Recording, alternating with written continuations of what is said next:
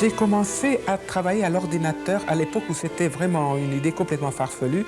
En 68, je me souviens, en 68, c'était un moment formidable où toutes les idées fantaisistes pouvaient aboutir. Enfin, on avait le courage de frapper aux portes et dire « Bonjour monsieur, vous êtes directeur d'un centre de recherche universitaire.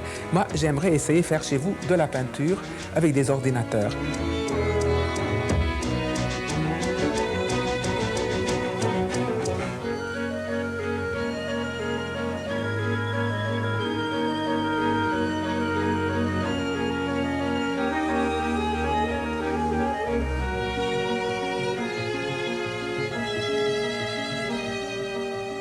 Je trouve qu'au fur et à mesure que je manipule les mêmes formes, les mêmes carrés, les mêmes rectangles, les structures que j'obtiens en les manipulant deviennent de plus en plus affinées et raffinées, c'est-à-dire ils correspondent de plus en plus ce que j'aimerais en obtenir. Enfin, j'arrive à me coller à l'image imaginaire qui existe que dans ma tête.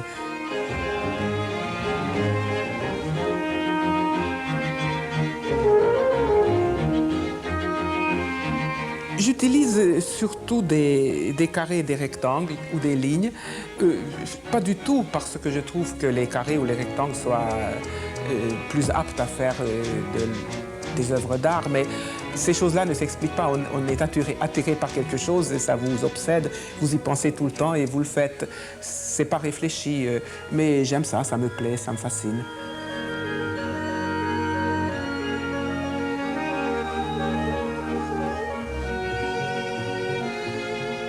Comme toute petite fille, j'ai fait de la peinture à modification systématique. Je me souviens, j'ai fait des couchers de soleil au lac Balaton.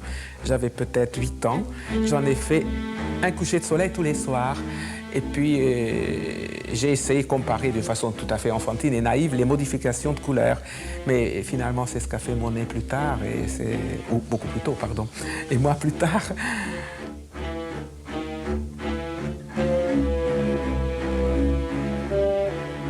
J'ai déjà fait des choses avec une chose que je nommerais machine imaginaire, par exemple des dés ou des tables de hasard.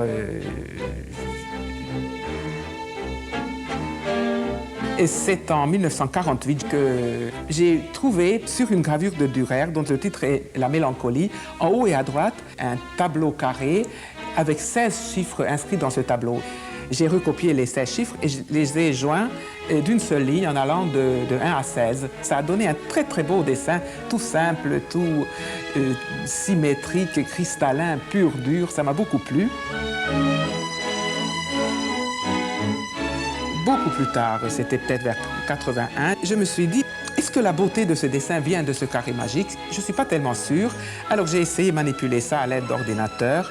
Seulement, au lieu d'aller dans l'ordre qu'indiquait le carré magique de Dürer, je suis allé au hasard, c'est-à-dire que j'ai procédé à une espèce de permutation de 16 points avec la seule contrainte que je visitais chaque point, donc je faisais 16 arrêts.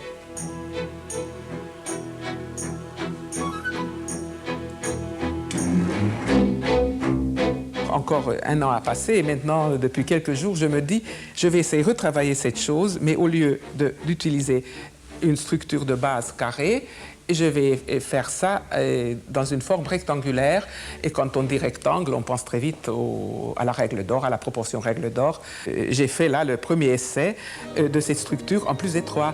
Alors bien sûr, c'est le premier essai, et parce que peut-être que je vais aimer encore plus étroit, et à ce moment-là, je le ferai à l'ordinateur, ça ira beaucoup plus vite.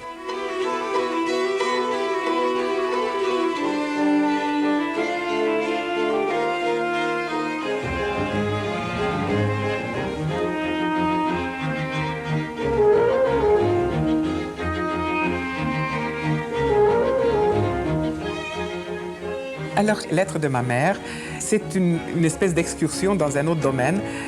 Ma mère m'a envoyé toutes les semaines une très belle lettre avec sa belle écriture gothique, comme on écrivait à l'époque de l'Empire austro-hongrois. Mais elle était nerveuse et les débuts de lignes étaient tout à fait réguliers et vers la fin des lignes, ça devenait un tout petit peu plus désordonné.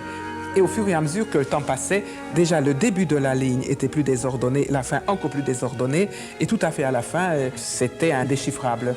Et j'étais fasciné par la forme visuelle de cette chose et j'ai essayé d'imiter, le simuler, comme on dit, sur ordinateur. Je trouve que, point de vue simulation, ça ressemble formidablement à son écriture.